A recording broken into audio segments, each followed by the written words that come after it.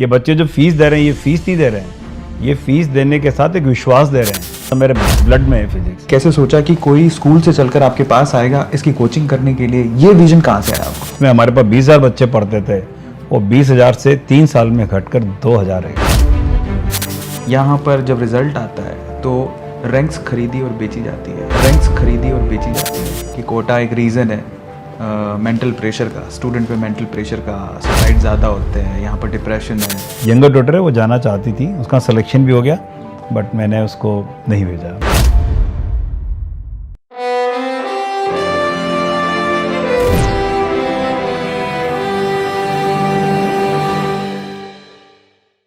अगर आप राजस्थान कोटा से हैं या फिर कभी कोटा आए हैं या फिर आपके पास साइंस है 11th-12th में या फिर आप जेईई और नीट की तैयारी कर रहे हैं तो डेफिनेटली आपने एक नाम, एक कोचिंग का नाम और एक पर्सन का नाम ज़रूर सुना होगा। आज हम बात कर रहे हैं pioneer of Kota coachings mister Pramod Maheshwari ji की और उनके सेंटर ऑब्वियसली करियर पॉइंट की। आज हमारे साथ वो हैं, उनके साथ बहुत सारी गुफ्तगू करेंगे, बहुत सारे क्वेश्चन पूछेंगे। चलिए इस कॉन्वर्सेशन को शुरू करते हैं। Let's welcome Pramod Maheshwari sir. Sir कैसे हैं आप? मैं बहुत अच्छा हूँ, बहुत बढ़िया।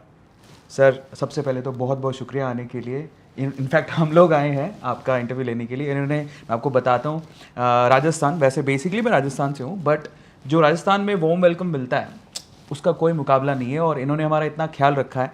तो आज मैं स्पेशली चाहता था कि जितने भी स्टूडेंट हैं वो जो हमारे पायनियर हैं, कोचिंग सेंटर के, इस इंडस्ट्री के पायनियर हैं, उनसे मिलें और जानें कि ये इंडस्ट्री कैसे ग्रूम हुई, क्योंकि स्टार्ट करने वाले यही हैं। सर मेरा पहला सवाल ये है कि क्या जब आपने स्टार्ट किया था करियर तो इनिशियल डेज़ में मेरा जो फर्स्ट क्वेश्चन है वो इस तरह से मैं उसको पोर्ट्रे करना चाहूँगा कि एक प्रमोद, एक युवा जो सोच के आया था, जिसने शायद सोचा भी नहीं था कि मैं इस इंडस्ट्री को अभी ग्रूम करूँगा, द प्रमोद महेश्वरी, यहाँ तक पहुँचने का सफ़र अगर आप एक्सप्लेन करें ब्रीफ में तो मज़ा आ जाएगा। पहले तो thank you very much for having me on your show. तो मुझे बड़ा अच्छा लग रहा है आपके साथ और आई एम फीलिंग प्राइड कि मतलब आप जैसे लोग के साथ में बैठा हुआ हूँ।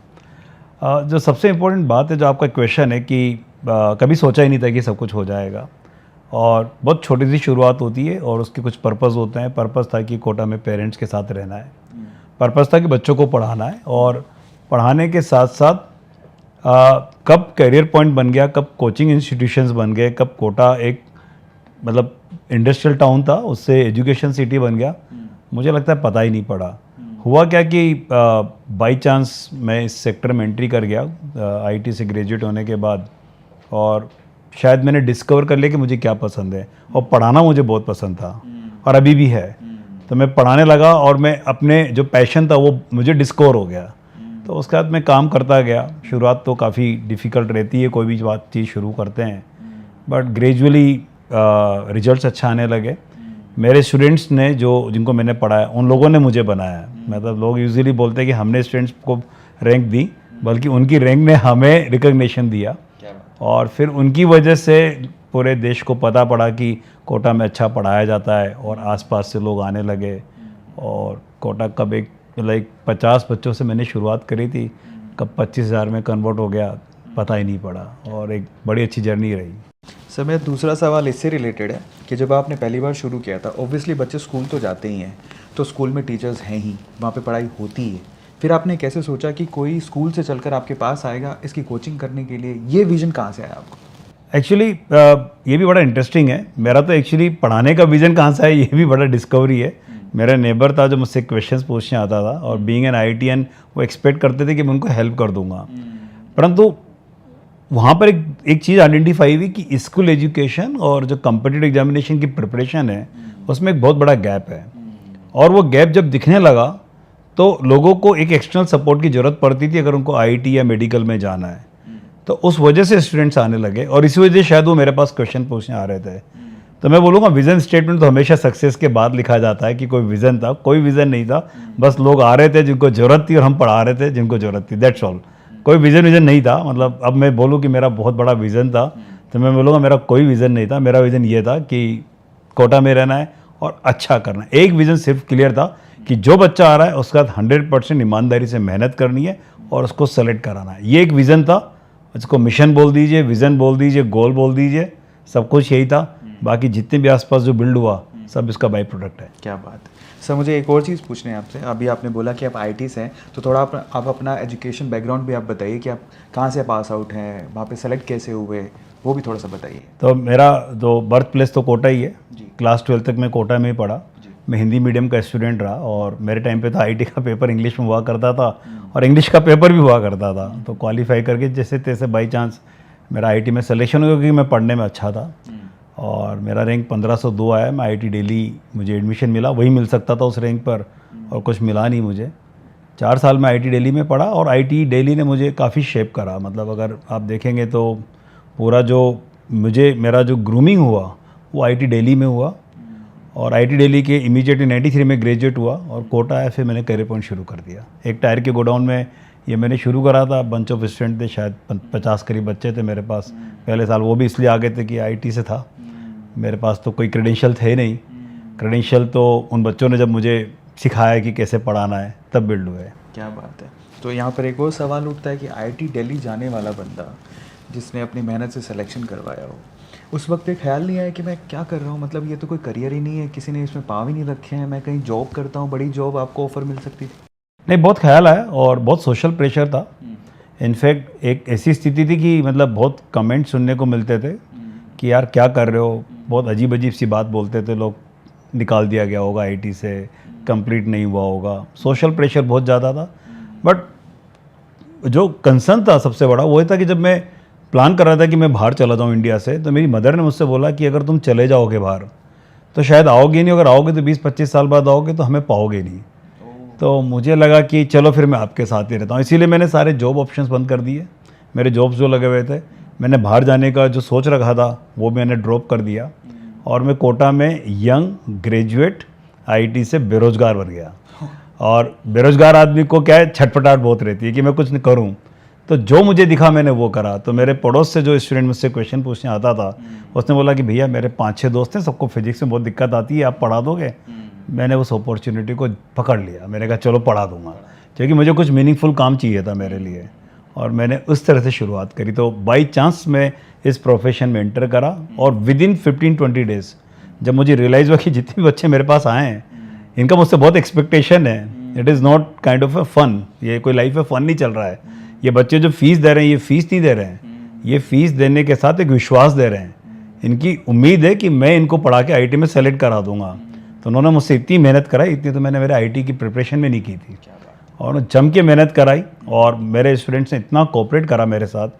मेरे को एक चैप्टर आता था सिर्फ पहला, इलेक्ट्रोस्टैटिक, जिसको मैं पढ़ा सकता था। पहली क्लास में गया, बच्चों ने मुझसे कैपेसिटेंस का क्वेश्चन पूछा, मैंने बोला मुझे नहीं आता, परंतु जब कैपेसिटेंस आएगा तब मैं पढ़ा दूंगा। उन लोगों ने मेरी बात को रिस्पेक्ट दिया और मैंने अपने आप को फिर बाद में प्रूव करा जब कैपेसिटेंस आया। साथ में मिलकर हम पढ़े, पढ़ाई नहीं मैंने उन बच्चों को, और उन बच्चों का सिलेक्शन हुआ और सारा क्रेडिट वो मुझे दे गए, जबकि क्रेडिट उनको जाता है। अभी भी मेरे जो पुराने स्टूडेंट से कभी आते हैं तो मैं उनसे ये कहता हूँ कि प्रमोद महेश्वरी से द प्रमोद महेश्वरी जो आप बोल रहे हैं ना, मैं बना उन बच्चों की वजह से हूँ, उन लोगों ने मुझे पढ़ाया। इससे मुझे द्रोणाचार्य की बात याद आ गई, जब आप कह रहे थे अपनी माँ की वजह से आपने वो सपना छोड़ दिया। एक्चुअली द्रोणाचार्य के साथ भी ऐसा हुआ था कि उनके घर पे एक ज्योतिष आया, तो उनकी माँ ने पूछा कि मेरे बच्चे के भाग्य में क्या लिखा है, तो वो कहते कि ये तो प्रधानमंत्री बनेगा। अब माता को टेंशन हो गई, माता जी को, कि भैया प्रधानमंत्री बनेगा तो मुझे छोड़ देगा। तो उन्होंने पूछा भैया तुम्हें कैसे पता है प्रधानमंत्री बनेगा? तो कहते हैं कि इसके दांत में यहाँ पे एक चिन्ह बना हुआ है जो कि प्रतीक है, वो प्रधानमंत्री पक्का बनेगा, राजनीति में जाएगा। माँ को और ज़्यादा टेंशन हो गई, माँ रोने लग गई और द्रोणाचार्य को बोलती कि तू तो पॉलिटिक्स में चला गया तो तू मुझे छोड़ के चला जाएगा। तो उस बंदे ने, यानी कि हमारे द्रोणाचार्य जी ने, ये कहानी चाणक्य की है, तो चाणक्य ने वो दांत ही तोड़ दिया। तो मैं यहाँ रिफाइन करता हूँ, द्रोणाचार्य जी ने चाणक्य की माँ ने ऐसा कहा था, वो दांत ही तोड़ दिया। तो वैसे तो मुझे रिफाइन हो रही है ये चीज़। अपनी माँ को बहुत ज़्यादा प्यार करते हैं आप? मैं एक्चुअली बहुत फैमिली पर्सन हूँ, तो मैं माँ को, मेरे ब्रदर सिस्टर्स को, वाइफ को, इनको सबको, मतलब मेरे लिए लगता है कि life is all because of them, क्योंकि they have made my life beautiful. क्योंकि वो सब लोग इतना सपोर्ट करते हैं। इनफैक्ट वही नहीं, जितने भी लोग एसोसिएटेड है, मेरी जो टीम मेंबर्स हैं, उनकी वजह से ही बनते हैं। मतलब अगर हमारे जैसे जो लोग बनते हैं, जो पब्लिक में रिकग्नाइज होते हैं, वो शायद हमारी वजह से, पर्सनल उससे नहीं बनते हैं। हमारी टीम जो पीछे काम करती है ना, चाहे जैसे मेरा बड़ा ब्रदर है, मेरी वाइफ है, मदर का सपोर्ट है, मेरी टीम मेंबर्स का सपोर्ट है, वही लोग बनाते हैं। हम तो कुछ भी नहीं करते, हम तो मतलब जो थोड़ा बहुत नॉलेज है वो लोगों को बताते रहते हैं। तो मुझे मैं अपने परिवार से तो खैर बहुत अटैच्ड हूँ, इमोशनली अटैच्ड हूँ। और मैं तो लोगों से बोलता हूँ कि जैसे कभी कभी कोई पेरेंट्स बोलते हैं, सलाह देते हैं कि ये करो, और यूथ को लगता है कि यार आप मेरा करियर ख़त्म कर रहे हो।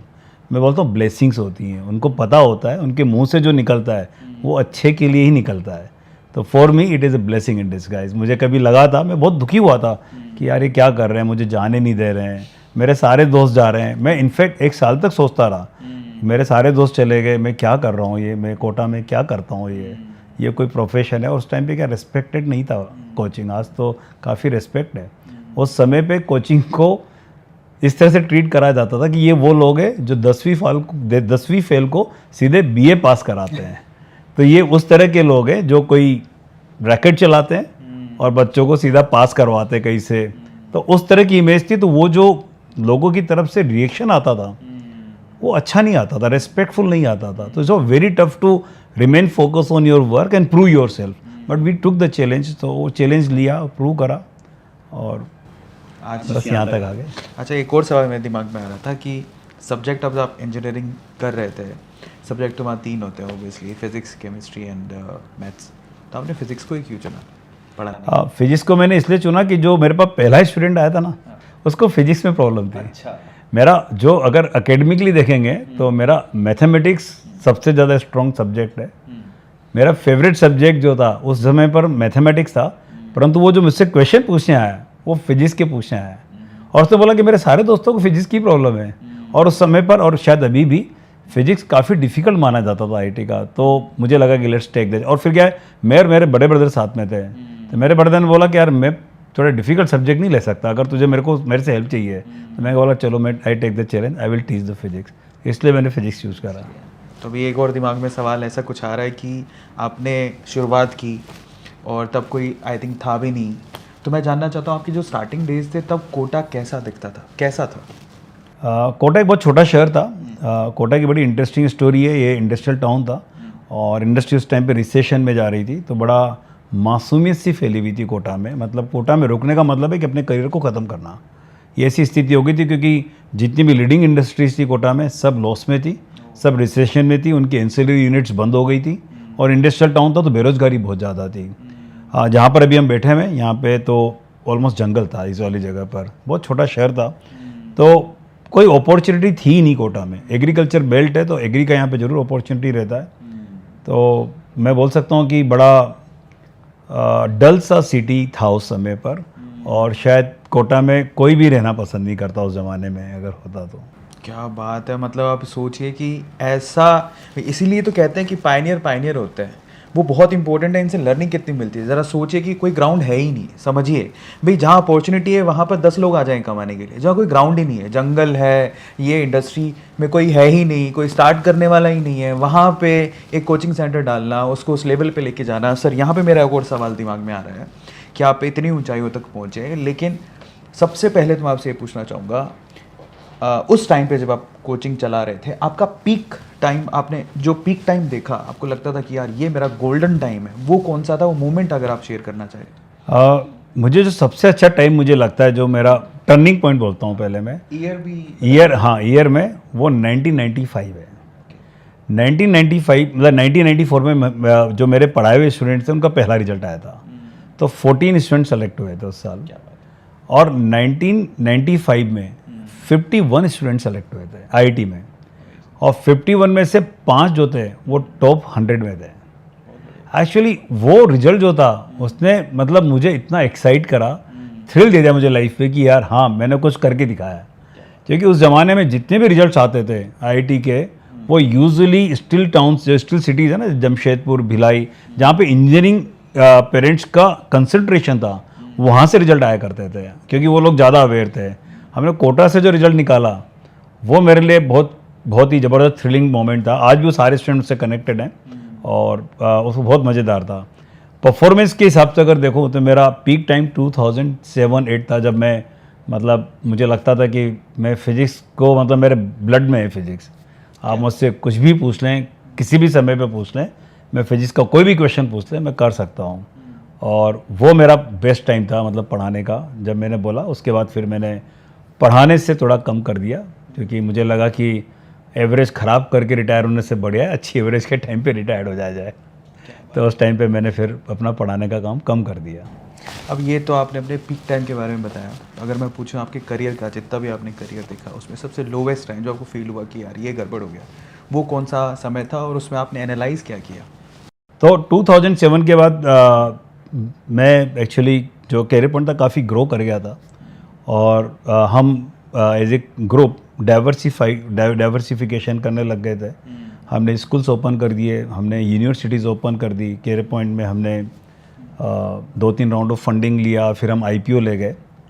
आईपीओ के बाद उस टाइम पर AIEEE का बड़ा ज़बरदस्त माहौल था, और हमारे सर मैं इंटरप्ट करूंगा, ये आईपीओ कौन से ईयर में लेकर आए? 2011 में। बाप रे, 2011 में, और वो भी ऐसी इंडस्ट्री जो कि अननोन थी, वहाँ से आईपीओ निकालना, समझ पा रहे हैं आप? तो एक विजनरी पर्सन के साथ आप बैठे हैं, ये देख रहे हैं, बहुत बढ़िया सर, प्लीज़ बताइए। तो 2011 के आसपास आपको याद होगा AIEEE काफ़ी बूम पे था। हमारे पास करीब कोटा में उस समय पे 20,000 बच्चे AIEEE के थे। 2012-13 के आसपास आईपीओ आने के बाद का समय बता रहा हूँ कि गवर्नमेंट में एक मुहिम छिड़ी कि हम 12th के बेसिस पे बच्चों को एडमिशन देंगे, 12th के 40% वेटेज लेंगे, 60% एग्ज़ाम कर लेंगे, और ये JEE मेन तक जब तक सेटल हुआ इसमें 4-5 साल लगे। और उस दौरान जो हमारा इफ़ेक्टिवली जो एक सेगमेंट था जिसमें हमारे पास 20,000 बच्चे पढ़ते थे, वो 20,000 से 3 साल में घटकर 2,000 रह गए। और वो ऐसा टफ टाइम, और उस टाइम पे एज ए कैरियर पॉइंट हम बहुत ज़्यादा डाइवर्सिफाइड कर रहे थे, तो हमने इंफ्रास्ट्रक्चर बहुत ज़्यादा बना लिया था। हमीरपुर में यूनिवर्सिटी, मोहाली में रेजिडेंशियल स्कूल, कोटा में यूनिवर्सिटी रेजिडेंशियल स्कूल, जोधपुर में स्कूल, राजसमंद में स्कूल, तो काफ़ी एक्सपेंड कर लिया था। और वो टाइम ऐसा लगा कि ये क्या करा यार हमने, मतलब ये इतना सारा कहाँ फैल गए, इतना मज़े से पढ़ा रहे थे, और मुझे लगने लगा कि यार मैं पढ़ाता ही रहता 2007 की तरह तो ज़्यादा अच्छा रहता। उस टाइम पे 2013-14 के आसपास में काफ़ी मुझे लगा कि मैंने बहुत गलतियां कर दी हैं, एंड देन आई एक्चुअली बहुत अपने आप को मैंने ये बोल सकते हैं कि वापस कूल डाउन करा, वापस फोकस करने लगा। हर प्रोजेक्ट को धीरे धीरे मैंने सही करा। It tooks around 7 years time. फिर 2019 के बाद then I again came to the coaching. फिर जब मुझे लगा सब कुछ सेटल हो गया है तब मैं वापस कोचिंग में। अदरवाइज वो टाइम काफ़ी टफ था, मतलब वो 2 साल बहुत टफ निकले। अच्छा, वो भी जानना चाहते हैं कि आपने आईपीओ लॉन्च किया 2011-12 के बाद, उस आईपीओ का अब क्या हुआ? वो कंपनी अभी लिस्टेड है, वो चल रही है और परफॉर्मिंग कंपनी है। We are profitable company, dividend paying company, क्या बात, अच्छा करते हैं। बाकी तो मार्केट कैपिटलाइजेशन तो मार्केट डिसाइड करता है, उसमें तो हमारा कोई रोल नहीं है, बट वी स्टिल ग्रोइंग, और अच्छी कंपनी है, मतलब अच्छा करते हैं। क्या बात है सर। अब अगला सवाल मेरा है कोटा से रिलेटेड, क्योंकि आप कोटा के ब्लड में, वी कैन से कि कोटा का ब्लड आप में है, कह सकते हैं हम लोग। तो आपने जब से इस इंडस्ट्री में कदम रखा उसके बाद से इस इंडस्ट्री में 3 ऐसे चेंजेस जो आपने ड्रेस्टिक चेंजेस देखे हैं कि यार ये हो रहा है, ये हुआ है। बिकॉज पहले तो आप सिर्फ अकेले थे, अब भसड़ मची हुई है। मार्केट में जाएंगे तो आपको जगह जगह पे कोचिंग सेंटर्स दिखेंगे। हर दिन यहाँ पर मुझे, मतलब हर साल कहेंगे, हर दिन तो नहीं, हर साल एक नया कोचिंग सेंटर आता है और 4 जाते हैं जो पुराने खुलते हैं। तो आप उसके बारे में क्या कहेंगे, और आज के सिनेरियो आपको क्या लगता है कि 3 बड़े ड्रेस्टिक चेंजेस जो आपको दिखते हो बताएं? तो पॉजिटिव नेगेटिव मैं दोनों ही बताता हूँ आपको। 3 पॉजिटिव बता सकता हूँ, 3 नेगेटिव भी बता सकता हूँ। तो let me first discuss Kota evolution कैसे हुआ, लास्ट 3 डिकेड में क्या हुआ। तो मैं पहला डिकेड मानता हूँ 1990 से लेकर 2000 का, जिसमें कोटा एक तरह से एजुकेशन हब की तरह एस्टेब्लिश हुआ वर्ल्ड, पूरे इंडिया में और अक्रॉस वर्ल्ड, कि यहाँ पर बहुत अच्छी एजुकेशन होती है। और यहाँ पर उस समय पे फोकस सिर्फ पढ़ाई पर था और कुछ भी नहीं था। 2020 से 2000 मतलब आप बोल सकते हैं 2000 से 2010 तक ये जो ड्यूरेशन था, इसमें मैं बोलूँगा कि इसमें ट्रांजिशन हुआ, कॉर्पोरेट कल्चर बिल्ड हुआ और थोड़ा सा कॉमर्शलाइज भी हुआ, क्योंकि बहुत ज़्यादा बच्चे आने लगे तो फिर हर तरह के काम यहाँ पर होने लगे, जो मुझे पॉजिटिव भी नेगेटिव, क्योंकि उसमें एक इकोसिस्टम भी बड़ा बनने, एक ऐसा इकोसिस्टम बनने लगा जो लार्ज नंबर ऑफ स्टूडेंट्स को सर्विस दे सकता है, बट उसके साथ जो उसके साइड इफेक्ट्स है उसमें कॉमर्शलाइजेशन भी बढ़ा। 2010 से 2020 तक कॉमर्शलाइजेशन ज़्यादा बढ़ा, फोकस भी बढ़ा, और एक तरह से ये बोल सकते हैं कि एक तरह का सिस्टम बन गया कि बस आप कोटा आइए, पढ़िए, आपका सिलेक्शन होता नहीं होता, डजंट मेक एनी डिफरेंस, और बस एक इंडस्ट्री बन गई, जिसको आप बोलते हैं कि इंडस्ट्री बन गई। तो ये लास्ट के डीके में बना कि इंडस्ट्री हो गई, एम्पैथी इमोशन खत्म हो गया। वो ख़त्म हो गए। एकेडमिक एंगल से देखा जाए तो पहले 10 साल जो था वो एकेडमिकली ज़बरदस्त था। सेकेंड 10 ईयर्स में जो बचे हुए सेकेंड डिकेड में, उसमें एकेडमिक फोकस रहा, परंतु वहाँ पर क्योंकि जब कमर्शलाइजेशन आता है तो एकेडमिक फोकस नैरो होने लगा, only for selected students I would say, कि भाई ये बच्चे कर सकते हैं तो इन पे दिमाग लगाओ, ये नहीं कर सकते तो इनको कम करो। और इस डिकेड में जो टेक्नोलॉजी चेंजेस आ रहे हैं उससे now Kota is gearing up, क्योंकि हम बेंगलोर तो है नहीं, तो हम गियर कर रहे हैं, मतलब एवरीबडी इज़ गियरिंग अप। और मुझे लगता है कि आने वाले डिकेड में नाउ हाइब्रिड बनकर जो बनेगा ये, तो उसमें एक अच्छा डायरेक्शन मिलेगा इसको। तो मुझे ये चीज़ भी जाननी थी, अभी हम लोग जब कोटा आ रहे थे तो इंफ्रावाइज कहें, मतलब पहले कहाँ था, मतलब पहले अगर इतने ज़्यादा बच्चे नहीं थे, अब इतने सारे बच्चे जो पूरे हिंदुस्तान से आते हैं, मुझे तो ऐसा भी सुनने में आया बाहर से भी आते हैं पढ़ने के लिए, क्या कोटा उस चीज़ के लिए तैयार है, आपको लगता है अभी? कोटा तो बिल्कुल तैयार है, मतलब इस मामले में तो कोई डाउट नहीं। कोटा का इंफ्रास्ट्रक्चर तो अमेजिंग है, मतलब स्टूडेंट्स के लिए इकोसिस्टम ज़बरदस्त है। कोटा के जो लोकल हैं वो समझते हैं स्टूडेंट्स को कि उनकी क्या रिक्वायरमेंट्स हैं। अगर आप देखेंगे, अगर आप जाएंगे तो यहाँ पर आप हॉस्टल्स के जंगल मिलेंगे आपको, मतलब हॉस्टल्स ही हॉस्टल्स हैं। जंगल का मतलब है कि जैसे पेड़ होते हैं जंगल में, वैसे यहाँ हॉस्टल्स हैं। आप पूरी कॉलोनी में हॉस्टल्स मिलेंगे, और हॉस्टल्स में सिस्टम्स हैं, टेक केयर करते हैं, वो सब कुछ है। तो इकोसिस्टम बहुत ज़बरदस्त है कोटा का मेरे हिसाब से। और ग्रोइंग नंबर अगर होते हैं तो कोटा सस्टेन कर लेता है उसको। थोड़ा और कंट्रोवर्शियल सवाल पूछता हूँ आपसे, कोटा पे अच्छी चीज़ें आती है तो इल्ज़ाम भी लगता है। तो पहला इल्ज़ाम जो है, सबसे बड़ा इल्ज़ाम है कि कोटा एक रीज़न है मेंटल प्रेशर का, स्टूडेंट पे मेंटल प्रेशर का, सुसाइड ज़्यादा होते हैं यहाँ पर, डिप्रेशन है, एक प्रेशर इतना ज़्यादा है कि बच्चा फिर अपने आप को खो देता है। अब इसके बारे में थोड़ा बताइए। नहीं, ये सही है, प्रेशर है और प्रेशर होता है बच्चों पर, और मुझे लगता है कि ये हम सब कोटा के इंस्टीट्यूशंस की और जो भी लोग कोटा में काम करते हैं उनकी जिम्मेदारी भी कि प्रेशर कम करें, और एफर्ट डालते भी हैं प्रेशर कम करने का। प्रेशर मल्टीपल वजह से आता है, it is not only about Kota में क्योंकि कम्पिटिटिव इन्वायरमेंट है तो प्रेशर नेचुरल आता है, but I think parents also push hard, kids को बहुत पुश करते हैं आपको करना है। और क्योंकि बहुत से मीडियम क्लास फैमिली से या लोअर इनकम ग्रुप से सब कुछ स्टेक पर रख कर आते हैं, तो उनको लगता है कि अगर हम नहीं करें तो there is end of life, तो वो भी प्रेशर आता है। तो it is not only because of Kota, but it is because of multiple factors in society. Ambitions हैं, पेरेंट्स प्रेशर है, पीयर से जो कंपेरिजन है वो कंपेरिजन है। तो जब इतने सारे बच्चे रहेंगे तो रात दिन कंपेरिजन होगा तो प्रेशर तो आता है, बट यस है, प्रेशर है। दूसरा इल्ज़ाम और तगड़ा लगता है, दूसरा इल्ज़ाम ये है कि यहाँ पर जब रिज़ल्ट आता है तो रैंक्स खरीदी और बेची जाती है। इस पे आप प्रकाश डालिए, कितना मानते हैं आप इस चीज़ को? 40-60 नहीं खरीदी जाती, 40% खरीदी जाती है। खरीदी जाती है, 40 को 30 कर लीजिए, ज़्यादा नहीं है, रिजल्ट तो आता है। रिजल्ट आता नहीं, रिजल्ट तो आता ही है ऑब्वियसली, किसी का रैंक नंबर 1 आए ही। एक्चुअली सिस्टम थोड़ा बदल गया है, तो मतलब let me reveal the fact कि आजकल क्या होता है कि जो बहुत अच्छे बच्चे हैं उनको जूनियर क्लासेस में आइडेंटिफाई कर लिया जाता है कि ये बच्चे बहुत अच्छे हैं, उनको स्कॉलरशिप देकर इनिशियली एडमिशन दिया जाता है और उनके साथ काम करा जाता है। फिर तो इट्स नॉट ओनली उनके साथ काम करा जाता है, उनको प्रिपेयर करा जाता है रैंकर्स के लिए।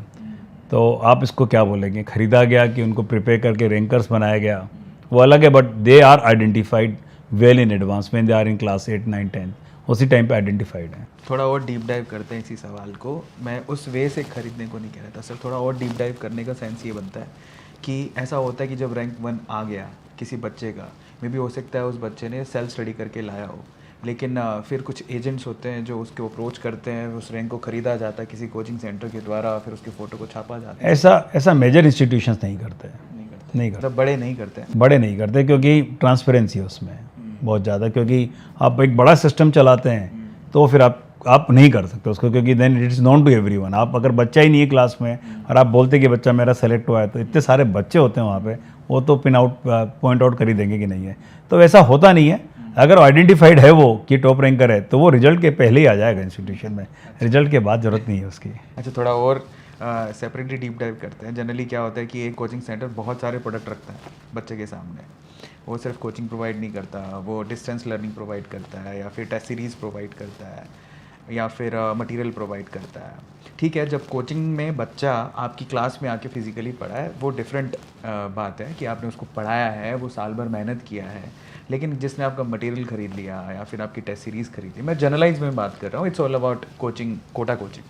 अगर उसने ये छोटा सा प्रोडक्ट ले लिया, उसके बावजूद भी आप इसको जस्टिफाई करते हो कि उसका अगर रिज़ल्ट आ जाता है बच्चे का, तब भी जिसने मान लो मटेरियल मैंने इस एक्स कोचिंग का मंगवाया, टेस्ट सीरीज़ मैंने वाई की खरीदी, ठीक है, उसके बाद और जेड से मैंने कोचिंग करी है एक्चुअली, तो तीनों उसका फ़ोटो छाप रहे हैं कि भैया हमने दिया है।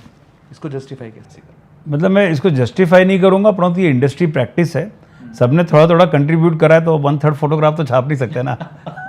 तो पर शायद ये awkward नहीं होता सर कि अगर मैं कई बार होता है कि न्यूज़पेपर खोला है और 3 कोचिंग सेंटर के हैं, एक विज्ञापन लगे हुए हैं, तीनों ने रैंक 1 छाप रखे हमने दिया। नहीं, काफ़ी ऑकवर्ड है। और इनफैक्ट ये एक बड़ा जो इंडस्ट्री है ये पूरी कोचिंग, इसके लिए बड़ा ही सीरियस इशू है। और इसलिए मैं यूजुअली पेरेंट्स को बोलता हूँ कि रिज़ल्ट कभी देखना ही नहीं चाहिए इंस्टीट्यूशन का। आपको ये देखना, क्योंकि हर बच्चे की रिक्वायरमेंट अलग है, और अगर आपके बच्चे की रिक्वायरमेंट कोई इंस्टीट्यूशन, चाहे वो आपके शहर में या आपके शहर के पास के किसी दूसरे शहर में या कोटा में, अगर आपके बच्चे की रिक्वायरमेंट को कोई इंस्टीट्यूशन पूरा करता है तो वही उसका सबसे बढ़िया गाइड है और कोच है। उसके लिए आपको कोटा आकर करियर पॉइंट पे या किसी और इंस्टीट्यूशन पे एडमिशन लेने की ज़रूरत नहीं है, तब तक नहीं जब तक कि आपको लगे कि हाँ नहीं, करियर पॉइंट पर अगर मैं चला गया और यहाँ पर मेरे बच्चे के लिए रिलेवेंट सर्विस मिलेगी तो इसका फ़ायदा है। अदरवाइज़ तो आप अगर किसी भी रैंकर्स के फ़ोटो फ्रेम में अपने बच्चे का फ़ोटो देखकर आप इंस्टीट्यूशन पर आते हैं, तो उसके लिए मैं मतलब लोगों को बहुत ही ओपनली बताना चाहूँगा कि जो रैंकर स्टूडेंट्स होते हैं, उन रैंकर स्टूडेंट्स के आप पास्ट एकेडमिक क्रेडेंशियल्स देखिए, दे आर यूनिक। मतलब अगर आप उनको बचपन से देखेंगे ना, तो वो छक्के मारते हुए आ रहे हैं, मतलब बचपन से। तो आप सोचेंगे कि नहीं, इनकी क्लास में बैठ के, प्रमोद सर की क्लास में बैठकर मेरा बच्चा भी रैंकर बन जाएगा, तो रैंकर तभी बनेगा जब वो पीछे से छक्के मारते हुए आ रहा है। मतलब आप हीरे को तराश सकते हैं, कोयले को भी तराश सकते हैं, परंतु हीरा नहीं बना सकते। तो हर एक आदमी को अपनी अपनी रिक्वायरमेंट देखनी है और रिक्वायरमेंट के हिसाब से कोचिंग इंस्टीट्यूशन को सेलेक्ट करना चाहिए। मैं आपसे ये सवाल क्यों पूछ रहा हूँ पता है, क्योंकि आपने इस कोचिंग सेंटर को, ये कोचिंग सेंटर इंडस्ट्री के आप पायनियर हैं, आपने शुरू किया है। और आपने स्पेशली इस विजन के साथ तो शुरू नहीं किया होगा कि इस तरह से एक सिलेक्शन कराना, बच्चों का भला करने से एक इंडस्ट्री बन जाए जो कि सिर्फ पैसों के बारे में सोचे। तो मैं विजनरी के हिसाब से सवाल आपसे पूछ रहा हूँ, और ये जायज़ भी आपके लिए सवाल। अब आपको क्या लगता है कि वाकई में कोचिंग सेंटर सिलेक्शन करवाता है या ये बच्चे के हाथ में, बच्चे के खुद के हाथ में? कोचिंग सेंटर सिर्फ है ना डायरेक्शन देता है, बाकी सब बच्चे के हाथ में है। अगर ऐसा होता कि कोचिंग सेंटर सिलेक्शन करा सकता होता, तो जो मेरी क्लास से सारे बच्चे बैठे तो 100% सेलेक्ट होते हैं। बिल्कुल सही बात है। तो ये मिथ है और ये परसेप्शन है लोगों के बीच में कि कोचिंग सेंटर की वजह से सिलेक्शन होता है। कोचिंग सेंटर सिर्फ आपको डायरेक्शन, कोच तो केवल डायरेक्शन ही देता है, वो आपको गाइड कर सकता है कि आप ये करिए, ये मत करिए, परंतु वो आपको रैंकर तो नहीं बना सकता। इनफैक्ट हमारी भी फ़ीस ज़्यादा थी, हमने कम कर दी, और मुझे भी ये बड़ा रियलाइज़ हुआ और गिल्ट भी है इस बात का कि फ़ीस ज़्यादा क्यों है। मैं इसको एनालाइज़ करा कुछ दिनों पहले, आपसे भी शेयर करता हूँ। एक्चुअली कोटा में क्या हुआ कि फ़ीस तो कम ही थी शुरुआत में, मैंने तो 750 रुपये पर ईयर में पढ़ाना शुरू करा था। तो वहाँ से कब ये लाख हो गई समझ भी नहीं आया, क्योंकि दो बहुत बड़े रीज़न है इसमें। एक रीज़न है कि पेरिफेरल बहुत सारे एक्टिविटीज़ कोचिंग इंस्टीट्यूशंस करते हैं, अल्टीमेटली कॉस्ट बच्चे पे चली जाती है। और दूसरा जो रीज़न है, जो शायद बहुत से मेरे कलीग्स को भी अच्छा न लगे बोलने में, कि कोचिंग के साथ एक पोचिंग और होती है कि फैकल्टी को पोच करते हैं। अब आप किसी एक फैकल्टी मेंबर का एक्स कैपेबिलिटी है, ओवरनाइट वो किसी दूसरे के पास चले जाते हैं और उसको 3x उसका जो पैकेज है वो 3 गुना हो जाता है, परंतु उसकी ओवरनाइट टीचिंग कैपेबिलिटी तो 3 गुनी नहीं हुई। तो वो जो 3 गुना पैकेज होता है, फिर 3 से वो 9 गुना हो जाता है, 9 से वो फिर आगे बढ़ जाता है, तो अल्टीमेटली वो जो लोड है वो बच्चे पे चला जाता है। तो पिछले 10 सालों में बल्कि 15 सालों में कंपटीशन इतना ज़्यादा बढ़ा कि जो पोचिंग हुई, उस पोचिंग की वजह से कोर्स स्ट्रक्चर हिल गए और वो सारा का सारा बच्चों पे पास हो गया। तो इस वजह से ये कोर्स ज़्यादा है, और मतलब ये कम होनी चाहिए वास्तव में, और अभी हमने रिसेंटली बहुत कम कर दी। नहीं, बाय द वे आप जो बात बोल रहे हो मुझे ये समझ में आता है, कहीं ना कहीं इसके लिए टीचर खुद भी जिम्मेदार है जो कि फ्रॉक जंप करते हैं। मानते हैं आप इस चीज़ को? हाँ, मतलब इसमें टीचर की जगह पे मैं जाता हूँ, कोचिंग इंस्टीट्यूशन जिम्मेदार है। अच्छा, जो उनको मतलब हाँ हाँ, आप ऑफर दे रहे हैं तो फिर मतलब anybody in the world will go for that. मतलब क्यों मना करेंगे वो, अगर आप ऑफर दे रहे हैं। मतलब आप खुद का जो क्या बोल सकते हैं आप, जमीर है, वो बोलता है कि नहीं मुझे तो यहाँ से एक फैकल्टी लेकर आना है, चाहे 2x में आए 3x में आए, और फिर आप ब्लेम करें जाकर फैकल्टी मेंबर को कि भाई तुम क्यों आए। तो वो तो एंटरप्रेन्योर नहीं है, वो तो सैलरी के लिए काम कर रहा है ना। वो तो वहाँ पे भी अच्छा करेगा, आपके पास भी आके अच्छा करेगा। आप उसको 3x देंगे तो आपके पास ही आएगा। उसका जो विज़न है या उसका जो एम्बिशन है, वो अपनी लाइफ के लिए लाइवलीहुड अर्न कर रहा है। तो उसकी लाइवलीहुड में जो भी उसकी सैलरी का इंक्रीमेंट होगा, वो चाहेगा कि मुझे मिलना चाहिए, जो दे रहा है मैं जाऊँगा उसके पास। तो उसके लिए मैं उनको कम बोलूँगा। हाँ, जो लोग बीच में छोड़ जाते हैं वो गलत है। बट ये लिवलीहुड एक्चुअली ग्रीड बन गया ना सर। देखो सर, मुझे लगता है कि आने जाने के लिए स्कूटर या मोटरसाइकिल ये भी बहुत होता है, लेकिन जब एक ग्रीड बन जाए तो मर्सिडीज़ भी कम होती है। वो ग्रीड बनते बनते बच्चों पे प्रेशर आ रहा है, मुझे लगता है जहाँ तक वो भी एक जिम्मेदारी है। मतलब सभी तरह के लोग हैं इंडस्ट्री में। तो मतलब ग्रीड तो कोई भी जब इंडस्ट्री बनती है तो इंडस्ट्री का जो आउटकम है फाइनली कैपिटलिज्म में होता यही कि ग्रीड आ जाती है बाद में, क्योंकि सोशलिस्ट तो है ही नहीं कुछ भी। चाहे कोई कुछ भी बोले कि हम सेवा कर रहे हैं, but at the end of the day everybody takes कि यार मेरा कितना रेवेन्यू आया, कितना खर्चा हुआ, फाइनली देखते ही हैं। बट यह है कि उसको प्रॉफिटरिंग की भी एक लेवल होती है, तो वो सबको सोचना चाहिए। तो किसको ब्लेम करें, मतलब इंडस्ट्री का कल्चर ही ऐसा हो गया है। बट मुझे पर्सनली ये लगता है कि कोचिंग इंस्टीट्यूशन ज़्यादा रिस्पॉन्सिबल है इन सब के लिए, टीचर कम है। आप बड़े स्वीट हैं और बड़े स्वीट आंसर देते हैं, आपको थोड़ा और फंसाने की कोशिश करते हैं। मेरी तो आदत पड़ गई इन सब चीज़ों की। मान लीजिए कि प्रमोद महेश्वरी जी एक दिन, ऊपर वाले की कृपा से, सब ऊपर वाली कृपा से ही होता है, आप एजुकेशन मिनिस्टर बन गए, तो ऐसे 3 चेंजेस जो आप इस कोचिंग इंडस्ट्री में करना चाहोगे, आपके हाथ में है, ऊपर वाला बोले कि प्रमोद जी आपके हाथ में सब कुछ है, 3 ऐसे चेंजेस जो आप करोगे, क्या करोगे? Merge coaching institution with school directly. पहला मेरा ही है, इनको मर्ज कर दो। अच्छा। क्योंकि कोचिंग इंस्टीट्यूशन का एग्जिस्टेंस ही हमारे स्कूल एजुकेशन के फेलियर की वजह से है। अगर स्कूल एजुकेशन सही होगा तो पेरेंट्स को शौक नहीं आ रहा कि स्कूल की फीस भर के कोचिंग पर आए। ये कोचिंग सेंटर को पायनियर ये बात बोल रहे हैं। हाँ, उसको मर्ज कर दो स्कूल के साथ, मतलब स्कूल सिस्टम के साथ मर्ज कर दीजिए, अलाइन कर दीजिए। आज अभी क्या है कि गवर्नमेंट बोलती नहीं कोचिंग तो गलत है, नहीं होना चाहिए। तो फिर क्या होना चाहिए? स्कूल अच्छा होना चाहिए, तो उनको मर्ज। अगर पेरेंट और परंतु पब्लिक बोलती नहीं कोचिंग इंस्टीट्यूशन ज़्यादा अच्छा पढ़ाते हैं, स्कूल अच्छा नहीं पढ़ाते, तो चलो ऐसा करो दोनों को मर्ज कर दो, दोनों को मिला दो। कोचिंग इंस्टीट्यूशंस को बोल दो कि बच्चों को सुबह बुलाओ 7 बजे, 2 बजे तक उसको पढ़ाओ, उसको पूरी लाइफ स्किल दो, उसको खेलने कूदने का टाइम दो, उसको पार्टिसिपेट करने दो एक्टिविटीज़ में, और साथ में फिजिक्स केमिस्ट्री मैथ्स बायोलॉजी जो भी पढ़ाना है पढ़ाओ। कि उसकी लाइफ स्किल पूरी ख़त्म हो रही है कोचिंग इंस्टीट्यूशंस में, क्योंकि वो 10 बाय 10 के कमरे में बैठ कर क्या बोलते हो, रट्टू तोता बन रहा है वो। मतलब आप बोल सकते हैं कि लाइफ ख़त्म कर रहा है। सिलेक्शन हो गया तो सब कुछ अच्छा, और रिजेक्शन हो गया तो सब कुछ ख़त्म। तो पहला चेंज तो मैं ये लाना चाहूँगा कि आप ये कर दें। दूसरा, अगर ये इसके साथ साथ स्कूल की जो टीचर की जो एलिजिबिलिटी है उसको चेंज कर दें। आज कोई इंजीनियरिंग ग्रेजुएट स्कूल में एलिजिबल टीचर नहीं है, हालांकि वो इंजीनियरिंग कॉलेज में तो पढ़ा सकता है, परंतु वो स्कूल में नहीं पढ़ा सकता। आप देखिए कोचिंग इंस्टीट्यूशन में मैक्सिमम जो लोग हैं वो इंजीनियर या डॉक्टर हैं। तो why government don't allow them to teach in school? क्योंकि सीबीएसई बोलती है नहीं आपको बीएड करके आना पड़ेगा। और आपको पता है बीएड के लिए इंजीनियर अलाउड नहीं है। आपको बीएससी करके ग्रेजुएशन करके आप बीएड कर सकते हैं। आपका बीटेक या बी का जो डिग्री है, you are not eligible for BEd, तो बीएड भी नहीं कर सकता। तो आपका जब टीचिंग रिसोर्स ही अच्छा नहीं होगा तो आप क्वालिटी कैसे एक्सपेक्ट करेंगे? तो फिर यही होगा जो हो रहा है।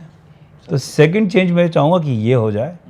और थर्ड चेंज होगा कि जो कॉलेज लाइफ जो होती है उसमें लाइफ स्किल्स पे ज़्यादा फोकस करा जाए। मतलब कंपलसरी कर दिया जाए कि कॉलेज के अंदर क्लास के बियॉन्ड बच्चों को बहुत कुछ सिखाया जाएगा, पार्टिसिपेट करेंगे एक्टिविटीज़ में, जो मेजॉरिटी ऑफ इंस्टीट्यूशन ही करते हैं। मेरा तो जो पूरा करियर है वो मतलब लाइफ बियॉन्ड क्लासरूम जो था आईटी में उसकी वजह से बना है। तो मैं 3 चेंज कर दें तो मुझे लगता है कि काफ़ी चेंज अपने आप ही हो जाएगा। क्या बात है सर, आप बिल्कुल एकदम पॉलिटिकली करेक्ट आंसर देके निकल लिए। अगले सवाल पे चलते हैं। मान लीजिए कि आप चीफ मिनिस्टर बन जाते हैं राजस्थान के, तो कोटा सिटी जो आपको अभी दिखाई देती है, उसमें 3 ऐसे चेंजेस जो आप करना चाहोगे। पहले तो सबसे पहले तो एयरपोर्ट आना चाहिए यहाँ पर मतलब हम सब लोग बहुत परेशान हैं, और मैं अगर मुझे चीफ मिनिस्टर बना दिया जाए तो मैं सबसे पहले तो यहाँ पे एयरपोर्ट लेकर आऊँगा कि भाई कम्यूनिटी जब जब कम्यूट करते हैं तो उसमें टाइम मिनिमम लगना चाहिए। और कोटा बड़ा शहर हो गया है, लोग आते हैं, जैसे आप लोग भी आए, बहुत से लोग आना चाहते हैं, यहाँ के लोग जाना चाहते हैं, दैट इज़ वन, तो मैं चेंज करना चाहूँगा।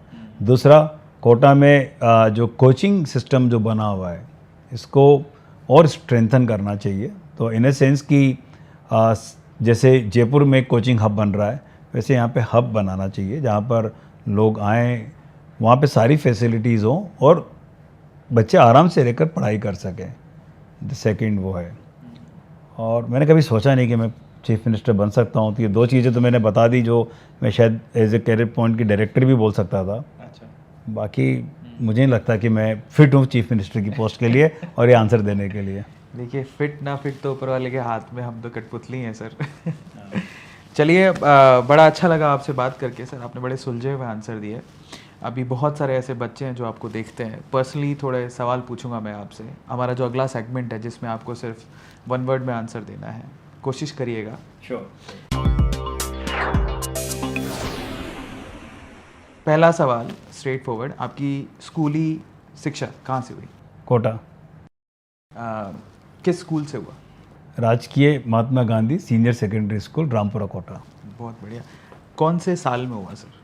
मैं 2 स्कूलों में पढ़ा। तो बचपन में मैं पढ़ा नर्सरी से लेके 8 तक आर्य शिशु शाला में, और फिर जो मेरा 86 से 89 तक का टाइम था वो मैं पढ़ा महात्मा गांधी स्कूल में। ईयर कौन सा? 1986 से 89। 89।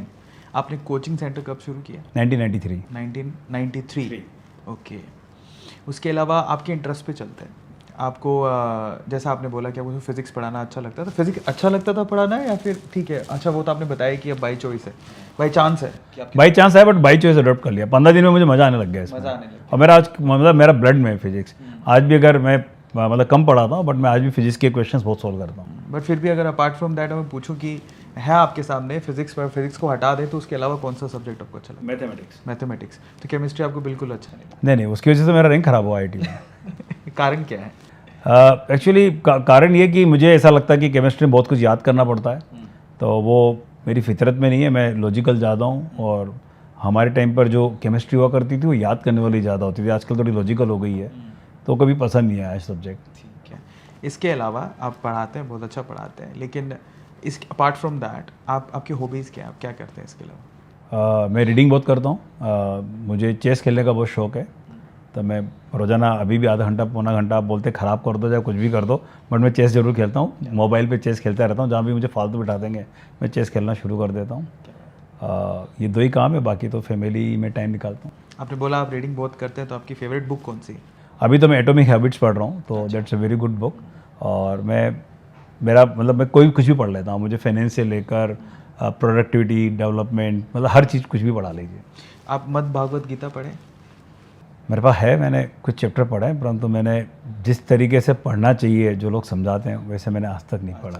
ये मतलब दुर्भाग्य है मेरा कि मैंने आज तक उसको टाइम नहीं दिया। बहुत अच्छे शब्द बोले आपने कि आपका दुर्भाग्य है सर। मुझे भी लगता है कि मैं भी पहले समझता नहीं था इन चीज़ों को, लेकिन अभी मैं साथ लेके घूमता हूँ अपने। पर फिर भी ये जो धार्मिक ग्रंथ है हमारे, या फिर ये वेद हैं हमारे, आपको लगता नहीं हम इंडियन एज एन इंडियन हम इनको अंडररेट करते हैं? बिल्कुल करते हैं, 100%। क्योंकि मैं जब भी कॉन्वर्जेशन करता हूँ, इंटरव्यू लेता हूँ, तो कोई भी इंडियन ऑथर की बुक नहीं बोलता है, हमेशा कोई ना कोई अलग इंटरनेशनल ऑथर की बुक बोलता है, उससे हम लोग सीखते हैं, जबकि वो हमारी किताबों से सीख रहे हैं। बिल्कुल सही बोलते हैं। मेरा जो बचपन में स्कूल था वो आर्य समाज चलाता था स्कूल, जो मैं नर्सरी से 8 तक पढ़ा, तो वहाँ पे हमें वेद पढ़ाए जाते थे और हमें हवन कराया जाता था, और हम कंपलसरी हवन करते थे रोज़ाना मॉर्निंग में। तो वहाँ पर हमें एग्ज़ाम भी दिए थे, हम भूल गए हो, परंतु हमें वेद वाले एग्ज़ाम भी दिलवाए थे उन्होंने, सर्टिफिकेट भी आया था हमारे पास। मतलब वैल्यू करते हैं आप उसकी। बहुत ज़्यादा वैल्यू करते हैं। सर अगले सवाल पर चलते हैं। आपको 1 वर्ड में आंसर देना है, जैसे कि मैंने आपसे कहा कि आप पढ़ाते हैं, ठीक है, लेकिन अपनी पर्सनल लाइफ भी होती है। जैसे मैं जहाँ तक भाप पाया हूँ, तो आपका एक मैं कहूँ आपसे कि आपका फेवरेट स्पोर्ट्स, तो यू कैन से चेस, क्योंकि आप वो खेलते हैं। थोड़ा और डीप डाइव करते हैं इसमें। आपका फेवरेट एक्टर कौन है? अमिताभ बच्चन। क्या बात है, क्या बात है। कोटा में जिनसे भी पूछ रहा हूँ वो एक ही नाम ले रहे हैं। अमिताभ बच्चन की एक ऐसी क्वालिटी जो आप अपने अंदर लेना चाहते हैं। मैं कभी पर्सनली तो मिला नहीं, परंतु उन्होंने अपनी लाइफ को जिस तरह से ट्रांजिशन करा है, एंड वो एक तरह से सुपरस्टार थे, हैं और रहेंगे। तो जिस तरह से अपनी लाइफ को कैरी करते हैं वो बड़ा इंस्पायरिंग लगता है कि with age how the person transform himself and remain as graceful as he was his younger age. तो that's something inspires a lot, मतलब उससे इंस्पिरेशन बहुत मिलता है। हम नई फिल्में देखते हैं। कभी कभी, बहुत कम, पर कभी कभी। आपकी फेवरेट एक्ट्रेस कौन? टफ क्वेश्चन है, मतलब मैं क्योंकि ज़्यादा फिल्में देखता नहीं हूँ, बट जैसे पहले माधुरी दीक्षित थी, और अभी तो मैं नाम याद नहीं रहता मुझे लोगों के। अच्छा, आपकी फेवरेट फिजिक्स की बुक जो आप रेकमेंड करना चाहोगे? आई इरोडो, और इरोडो को मैं साथ में एडिशन करना चाहूँगा। ये क्वेश्चन करने की बुक नहीं है, इसके क्वेश्चन को सीखने की बुक है, क्योंकि उसमें फंडामेंटल्स बहुत समझ में आते हैं अगर आप हर क्वेश्चन को समझेंगे तो। आपकी फिजिक्स में फेवरेट चैप्टर कौन सी है? मैकेनिक्स। मैकेनिक्स। आपकी, अगर मैं पूछूं, बहुत सारे एग्ज़ाम्स होते हैं इंडिया के अंदर, तो आपका फेवरेट एग्ज़ाम कौन सा? आपको लगता है उसका स्टैंडर्ड बहुत अच्छा है? ITG advance. एडवांस। आपको क्या लगता है कि मेंस में कोई एक चेंज अगर करना हो, इन एग्ज़ाम से कोई एक चेंज करना हो तो कौन सा होना चाहिए? क्वालिटिव क्वेश्चंस को फॉर्मूला बेस की जगह पर एनालिटिकल साइड पर लेके जाना चाहिए, ताकि सिलेक्शन जो वो एनालिटिकल माइंड्स का हो, ना कि प्रैक्टिस करके जो स्टूडेंट्स आते हैं उनको। क्या बात है। फाइनली सर, इस सेगमेंट में एंडिंग पॉइंट पर चलते हैं। मैं आपको कुछ शब्द दूंगा और आपका रिएक्शन मैं चेक करना चाहता हूँ, उसमें आपका रिएक्शन कैसे आता है। तो जैसे ही आप वो शब्द सुनेंगे, वो वर्ड सुनेंगे, आपको रिएक्ट करना है। आपके माइंड में पहली चीज़ क्या आती है तो आपको बताना है। Number 1, Bharat, India. Diversified country. Indian politics. Okay, चलती है। Indian education system. Needs improvement. Rahul Gandhi. Difficult answer. Narendra Modi. A good leader. Congress. Dying party. BJP. Growing gradually. A spiritual leader that you like the most? Actually, my inclination in spirituality is very low. So I have a different kind of thought in spirituality, because I personally like to connect with the God directly rather than following any path. So that's how actually I pray in the morning. Indian media. Mixing too many things, and sometimes is unbelievable things, they so difficult to answer, like difficult to answer on the camera. Kota. Education city. Family. My strength. Friends. मेरे सुख दुख के साथी. क्या बात है. Pramod Maheshwari in past. A very dedicated person to one single course that I want to teach. I want to become best faculty member in physics. Pramod Maheshwari in present. I want to make dent in the society to improve the lifestyle of the people, or life, of the people. Pramod Maheshwari in future. I live in present, so never thought about future. सोचिए sir, आखिरी सवाल. Indian youth. Needs focus. बहुत बढ़िया sir, मज़ा आ गया एक conversation में. अब हम बिल्कुल एंड में है हमारी इस कॉन्वर्जेशन के. सर, आपको बहुत सारे लोग जानते हैं ओब्वियसली, और बहुत सारा यूथ आपको देखता है, आपसे इंस्पायर होता है. तो अगर मैं आपसे आखिरी सवाल ये पूछूं कि 3 ऐसे सजेशन जो आप देना चाहेंगे आज के यूथ को as a pioneer of this industry, या फिर आप एज अ गाइडेंस, तो वो क्या होंगे? पहला तो कि डिग्री बहुत ज़्यादा मैटर नहीं करती, तो don't go for degree, go for skills. That's very important. Second, family is always strength, so never neglect family. मतलब लाइक वो फैमिली एक स्ट्रेंथ होती है. अगर आप you really want to get success in your life, you have to have a very good family culture in your life. उसके बिना आपको सक्सेस नहीं मिल सकती. तो ध्यान रखिए अपनी फैमिली का. And third, think about your nation and society. क्या बात है, बहुत बढ़िया. लेकिन एक सवाल के साथ इसको अंत करेंगे. इस इंडस्ट्री के आपने इसको ग्रो होते देखा है, आपने इसके प्रोज एंड कॉन्स देखे हैं। मैं आपसे ये पूछना चाहता हूँ कि सबसे पहले तो आपके घर में IIT या JEE का सपना देखने वाले कोई थे या है? नहीं, मैं पहला पर्सन हूँ जो अपनी फैमिली से IT में गया।